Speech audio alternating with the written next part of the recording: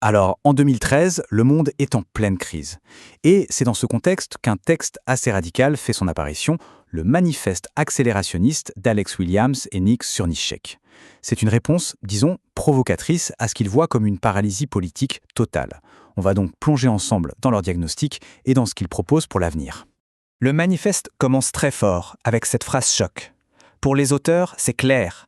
Notre capacité à imaginer un futur différent, et surtout un futur meilleur, est complètement à l'arrêt. Cette citation, en fait, elle pose les bases de tout leur raisonnement. On est dans une impasse. Bon, première étape, on va s'intéresser à leur diagnostic. Comment est-ce qu'on en est arrivé là, à cet avenir annulé? Le manifeste va pointer plusieurs problèmes qui sont vraiment au cœur de notre époque. D'après le texte, le problème, ce n'est pas qu'on a une seule crise à gérer. Non, c'est une véritable cascade de catastrophes qui s'empilent et s'aggravent les unes les autres. Que ce soit le climat, l'économie, l'épuisement des ressources, la transformation du travail. L'échelle des problèmes est devenue planétaire, elle est systémique.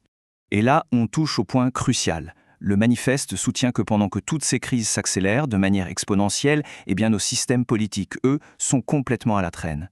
Ils n'ont tout simplement plus les outils, ni même les idées, pour faire face à un défi d'une telle ampleur. Le manifeste ne se contente pas de lister les crises. Non, il s'attaque directement aux forces politiques qui dominent aujourd'hui, et surtout à leur incapacité à y répondre. Ce qui est intéressant, c'est que la critique part dans deux directions. D'un côté, il y a le néolibéralisme, qui, selon eux, ne propose rien d'autre qu'une fuite en avant vers toujours plus d'austérité. Et de l'autre, on a une gauche traditionnelle qu'ils jugent incapable d'innover, soit parce qu'elle se raccroche à des solutions du passé, soit parce qu'elle se perd dans ce qu'ils vont appeler la politique folklorique. Alors, c'est quoi cette fameuse politique folklorique? C'est un concept vraiment clé du manifeste. Pour les auteurs, ça désigne tous ces mouvements qui vont privilégier les petites actions locales, les assemblées qui n'en finissent pas, mais qui, au final, évitent de se confronter à la nature globale et abstraite du capitalisme. Cette citation, elle est assez cinglante, il faut le dire. Elle résume parfaitement leur critique. Pour Williams et Surnichek, le sentiment d'avoir fait sa part, le bien-être qu'on peut ressentir en tant que militant, a complètement pris le dessus sur la recherche de résultats concrets, sur une efficacité stratégique qui pourrait vraiment changer le système. D'accord. Alors, la solution, c'est quoi? C'est là qu'arrive le concept central d'accélération. Mais attention, il faut vraiment bien comprendre ce qu'ils mettent derrière ce mot. Ce n'est pas ce qu'on pourrait croire au premier abord. Cette distinction, elle est fondamentale. La vitesse du capitalisme, c'est une sorte de course sans but, une agitation permanente dans un cadre qui, lui, ne change jamais. L'accélération qu'il propose, c'est tout autre chose. C'est un processus d'exploration, une sorte de navigation intelligente pour découvrir et construire de nouvelles possibilités, un horizon entièrement nouveau. Et là, attention, ça peut surprendre, les auteurs revendiquent un héritage intellectuel de Karl Marx. Alors pourquoi? Parce que Marx, loin de vouloir un retour en arrière, a analysé le capitalisme comme le système le plus dynamique et avancé de son époque, un système dont il fallait s'approprier les outils pour pouvoir le dépasser. Cette idée, c'est vraiment le cœur du réacteur de leur pensée. Il ne s'agit pas de jeter à la poubelle les avancées technologiques et productives du capitalisme. Au contraire, il s'agit de les libérer des limites que le capitalisme lui-même leur impose, c'est-à-dire la recherche du profit avant tout. Ok, on a vu la critique, la théorie, mais concrètement, ça ressemblerait à quoi une société post-capitaliste construite sur ces principes? C'est la proposition centrale et sans doute la plus contre-intuitive du manifeste.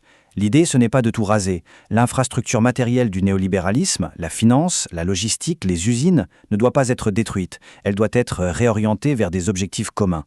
Les objectifs sont, on peut le dire, extrêmement ambitieux. On parle de reprendre le contrôle de la technologie pour l'automatisation, de réduire massivement le temps de travail et d'utiliser les outils les plus pointus de notre époque, comme le big data, pour planifier l'économie de manière rationnelle et démocratique. Cette phrase, elle résume tout en fait. C'est ça l'idée du tremplin. L'infrastructure existe déjà, elle est là. Le vrai défi, c'est de la reprogrammer pour qu'elle serve l'humanité et non plus le capital.